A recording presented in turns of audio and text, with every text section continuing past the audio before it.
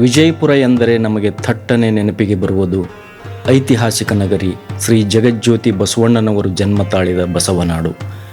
ಎರಡನೇ ವಿವೇಕಾನಂದ ಎಂದೇ ಜಗತ್ಪ್ರಸಿದ್ಧಿಯಾದ ವಿಶ್ವಸಂತ ನಡೆದಾಡುವ ದೇವರಾದ ಶ್ರೀ ಸಿದ್ದೇಶ್ವರ ಶ್ರೀಗಳು ಜನಿಸಿದ ಈ ಶರಣರ ನಾಡು. ವಿಜಯಪುರ ಎಂದರೆ ಇಡೀ ಜಗತ್ತಿಗೆ ಗೊತ್ತಿರುವ ಹಾಗೆ ಒಂದು ಗೋಳಗುಮ್ಮಟ, ಮತ್ತೊಂದು ಜ್ಞಾನಗುಮ್ಮಟ. ಅದು ಶ್ರೀ ಸಿದ್ದೇಶ್ವರ ಮಹಾಸ್ವಾಮೀಜಿಗಳು ಜ್ಞಾನಸುಧೆಯನ್ನು ಹರಿಸಿದ ಜ್ಞಾನ ಯೋಗಾಶ್ರಮ. ಈ ಜ್ಞಾನ ಯೋಗಾಶ್ರಮದಲ್ಲಿ ವೇದಾಂತ ಕೇಸರಿ ಶ್ರೀ ಮಲ್ಲಿಕಾರ್ಜುನ ಶಿವಯೋಗಿಗಳ ಮಾರ್ಗದರ್ಶನದಲ್ಲಿ ಜ್ಞಾನದ, ಪ್ರವಚನದ, ಆಧ್ಯಾತ್ಮದ ಜ್ಯೋತಿಯನ್ನು ಬೆಳಗಿದವರು ಶ್ರೀ ಸಿದ್ದೇಶ್ವರ ಶ್ರೀಗಳು. ಈ ಜ್ಞಾನಗುಮ್ಮಟವಾದ ಜ್ಞಾನ ಯೋಗಾಶ್ರಮ ಅಥವಾ ಶ್ರೀ ಮಲ್ಲಿಕಾರ್ಜುನ ಯೋಗಾಶ್ರಮಕ್ಕೆ ತಾವೆಲ್ಲರೂ ವಿಜಯಪುರಕ್ಕೆ ಬಂದಾಗ ಭೇಟಿ ನೀಡಲೇಬೇಕಾದ ಪವಿತ್ರ ಪುಣ್ಯ ಸ್ಥಳವಿದು. ಇಡೀ ಜಗತ್ತಿಗೆ ಪ್ರಸಿದ್ಧಿಯಾದ ವಿಸ್ಮಯಕಾರಿಯಾದ ಬೃಹತ್ ಐತಿಹಾಸಿಕವಾದ ಕಟ್ಟಡ ಈ ಗೋಳಗುಮ್ಮಟ ಅಥವಾ ಗೋಲ್ ಗುಂಬಜ್. ನೋಡಲೇಬೇಕಾದ ಇತಿಹಾಸದ ಪುಟಗಳಲ್ಲಿ ರಾರಾಜಿಸುತ್ತಿರುವ ಗೋಲಗುಮ್ಮಟ ಆದಿಲ್ ಶಾಹಿ ಅರಸರ ಕಾಲದಲ್ಲಿ ನಿರ್ಮಾಣವಾದ ಅತಿ ಸುಂದರ ಐತಿಹಾಸಿಕ ಗುಮ್ಮಟ ಈ ಗೋಳಗುಮ್ಮಟ. ನೀವೆಲ್ಲ ವಿಜಯಪುರಕ್ಕೆ ಬಂದಾಗ ಮಿಸ್ ಮಾಡದೆ ನೋಡಲೇಬೇಕಾದ ಸ್ಥಳವಿದು. ಹಾಗೆಯೇ ವಿಶ್ವದ ಅತ್ಯಂತ ಎತ್ತರದ ಶಿವನ ಮೂರ್ತಿಗಳಲ್ಲಿ ಒಂದಾದ ಶಿವನ ಭವ್ಯವಾದ ಮೂರ್ತಿ ಇರುವ ಶಿವಗಿರಿ.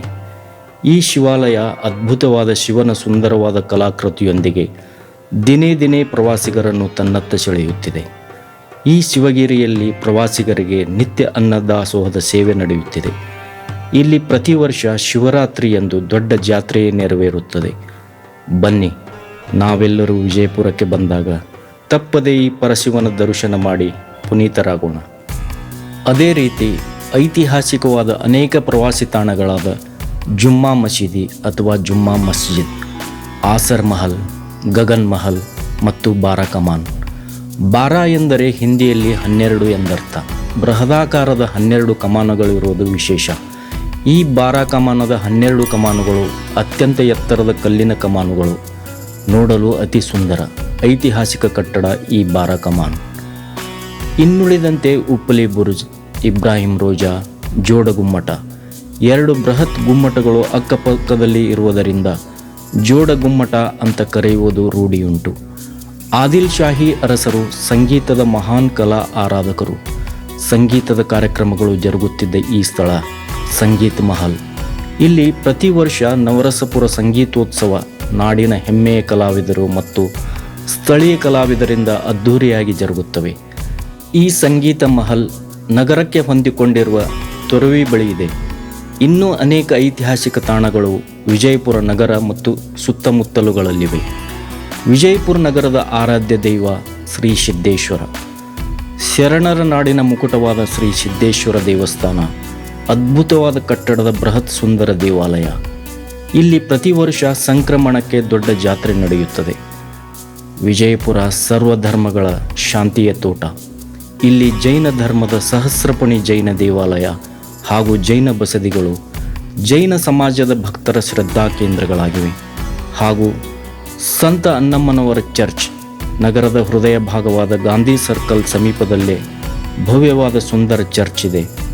ಪ್ರತಿದಿನ ಇಲ್ಲಿ ಯೇಸುವಿನ ಪ್ರಾರ್ಥನೆ ನಡೆಯುತ್ತದೆ.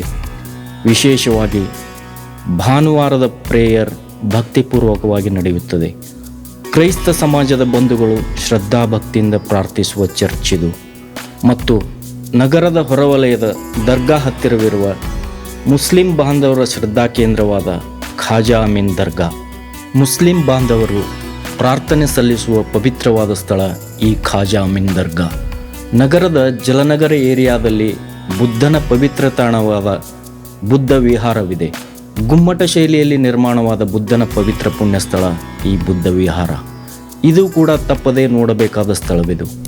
ಹಾಗೂ ನಗರದ ಮಹಾತ್ಮ ಗಾಂಧಿ ರಸ್ತೆಯಲ್ಲಿರುವ ಶ್ರೀ ಮಹಾಲಕ್ಷ್ಮಿ ದೇವಸ್ಥಾನ ಇದು ಅತ್ಯಂತ ಜಾಗೃತಿ ಶಕ್ತಿಪೀಠ. ಪ್ರತಿ ಶುಕ್ರವಾರ ಶ್ರೀ ಮಹಾಲಕ್ಷ್ಮಿಯ ಆರಾಧನೆ ಜರುಗುತ್ತದೆ. ಹಾಗೂ ಅತಿ ಪುರಾತನವಾದ ಶಿವನ ಸುಂದರೇಶ್ವರ ದೇವಸ್ಥಾನ, ಶಿವಗಿರಿ ಹತ್ತಿರವಿರುವ ರುಕ್ಮಾಂಗದ ಸಮಾಧಿ ಮತ್ತು ತೊರವಿಯಲ್ಲಿರುವ ಶ್ರೀ ಲಕ್ಷ್ಮೀ ದೇವಸ್ಥಾನವೂ ಕೂಡ ಒಂದು ಶಕ್ತಿಪೀಠ. ಹಾಗೂ ಶ್ರೀ ಲಕ್ಷ್ಮೀ ನರಸಿಂಹ ದೇವಸ್ಥಾನ ಹಿಂದೂಗಳೆಲ್ಲರೂ ಆರಾಧಿಸುವ ಜಾಗೃತಿ ಶಕ್ತಿಪೀಠ. ಹಾಗೂ ಲಿಂಗದ ಗುಡಿ. ಇಲ್ಲಿ ದೊಡ್ಡದಾದ ಲಿಂಗದ ಆಕಾರದಲ್ಲಿರುವ ದೇವಾಲಯದಲ್ಲಿ ವೃತ್ತಾಕಾರವಾಗಿ 770 ಶಿವಲಿಂಗಗಳ ಪ್ರತಿಷ್ಠಾಪಿಸಲಾಗಿದೆ. ನೋಡುವುದಕ್ಕೆ ಅತಿ ಸುಂದರ. ಇವೆಲ್ಲ ಭೇಟಿ ನೀಡಲೇಬೇಕಾದ ಪವಿತ್ರ ಪುಣ್ಯ ಸ್ಥಳಗಳಿವು. ಹಳೆಯ ಬಿಜಾಪುರ ಎಂದೇ ಪ್ರಸಿದ್ಧವಾದ ಬಿಜಾಪುರ ಇಂದು ವಿಜಯಪುರ ಎಂಬ ಹೆಸರಿನೊಂದಿಗೆ ಕರೆಸಿಕೊಳ್ಳುತ್ತಿದೆ. ಈ ಐತಿಹಾಸಿಕ ಸರ್ವಧರ್ಮಗಳ ಶರಣರ ಸೂಫಿ ಸಂತರ ನಾಡು ವಿಜಯಪುರಕ್ಕೆ ಬಸ್ಸಿನ ಮೂಲಕವೂ ಬರಬಹುದು. ಸ್ವಾತಂತ್ರ್ಯ ಹೋರಾಟಗಾರ್ತಿ ವೀರರಾಣಿ ಕಿತ್ತೂರು ಚೆನ್ನಮ್ಮಳ ಹೆಸರಿನೊಂದಿಗೆ ಕಿತ್ತೂರು ಚೆನ್ನಮ್ಮ ಬಸ್ ನಿಲ್ದಾಣ ವಿಜಯಪುರಕ್ಕೆ ರಾಜ್ಯದ ನಾನಾ ಭಾಗಗಳಿಂದ ಸಾರಿಗೆ ಸಂಪರ್ಕವಿದೆ ಹಾಗೂ ರೈಲು ನಿಲ್ದಾಣವೂ ಇದೆ.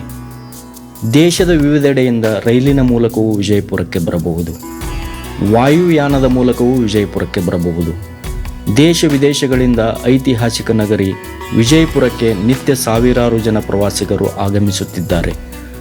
ಅವರಿಗೆ ಉಳಿದುಕೊಳ್ಳಲು ನಗರದಲ್ಲಿ ಬೃಹತ್ತಾದ ಮತ್ತು ಸಕಲ ಸೌಕರ್ಯಗಳಿರುವಂಥ ಐಷಾರಾಮಿ ಹೋಟೆಲ್ಗಳಿವೆ.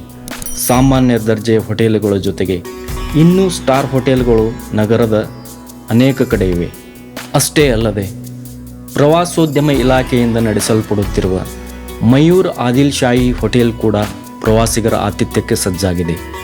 ಅದಲ್ಲದೆ ಪ್ರವಾಸಿ ತಾಣಗಳ ಬಗ್ಗೆ ಮಾಹಿತಿ ಮತ್ತು ಸಂಪರ್ಕಕ್ಕಾಗಿ ಪ್ರವಾಸೋದ್ಯಮ ಇಲಾಖೆ ಕೆಲಸ ಮಾಡುತ್ತಿದೆ ಹಾಗೂ ಟೂರಿಸ್ಟ್ ಗೈಡ್ಗಳ ಸಹಾಯದೊಂದಿಗೆ ನಗರದ ಪ್ರವಾಸಿ ತಾಣಗಳನ್ನು ನೋಡಬಹುದು. ಅಷ್ಟೇ ಅಲ್ಲದೆ ಉತ್ತರ ಕರ್ನಾಟಕದ ಜವಾರಿ ಊಟ ಸವಿಯಲು ಜೋಳದ ರೊಟ್ಟಿ ಊಟದ ಶ್ರೀ ಎಡೆಯೂರು ಸಿದ್ಧಲಿಂಗೇಶ್ವರ ಖಾನಾವಳಿ ಹಾಗೂ ಇನ್ನೂ ಅನೇಕ ರೊಟ್ಟಿ ಊಟದ ಖಾನಾವಳಿಗಳು ಮತ್ತು ರೆಸ್ಟೋರೆಂಟ್ಗಳಿವೆ. ವಿಜಯಪುರ ನಗರ ಐತಿಹಾಸಿಕ ಪ್ರವಾಸಿ ತಾಣಗಳ ಜೊತೆಗೆ ಇಲ್ಲಿನ ಕಲೆ, ಸಾಹಿತ್ಯ, ಸಾಂಸ್ಕೃತಿಕ ವೈಭವವು ಅತಿ ಶ್ರೀಮಂತವಾಗಿದೆ. ನಗರದಲ್ಲಿ ಸಂಚರಿಸಲು ಖಾಸಗಿ ವಾಹನಗಳ ಸೌಲಭ್ಯದ ಜೊತೆಗೆ ನಗರ ಸಾರಿಗೆ ಸಿಟಿ ಬಸ್ಸುಗಳು, ಆಟೋಗಳು ಪ್ರವಾಸಿಗರ ಅತ್ಯುತ್ತಮ ಸೇವೆ ನೀಡಲು ಸಜ್ಜಾಗಿವೆ. ನವೆಂಬರ್, ಡಿಸೆಂಬರ್ ಮತ್ತು ಜನವರಿ ಈ ತಿಂಗಳು ಪ್ರವಾಸ ಮಾಡಲು ಅತ್ಯುತ್ತಮ. ಅತಿಥಿ ದೇವೋಭವ ಎಂಬ ನುಡಿಯಂತೆ ನಿಮ್ಮನ್ನು ಸ್ವಾಗತಿಸಲು ವಿಜಯಪುರದ ಮಹಾಜನತೆ ಸಿದ್ಧವಾಗಿದೆ. ಮತ್ತಿನ್ನೇಕೆ ತಡ, ಬನ್ನಿ ಈ ಐತಿಹಾಸಿಕ ಮತ್ತು ಶರಣರ ನಾಡಾದ ವಿಜಯಪುರ ಮಹಾನಗರಕ್ಕೆ. ಮತ್ತೊಮ್ಮೆ ತಮಗೆಲ್ಲರಿಗೂ ಹೃದಯ ತುಂಬಿದ ಹಾರ್ದಿಕ ಸ್ವಾಗತ, ಸುಸ್ವಾಗತ. ಜೈ ಹಿಂದ್, ಜೈ ಕರ್ನಾಟಕ ಮಾತೆ, ಜೈ ವಿಜಯಪುರ. ನಮಸ್ಕಾರ.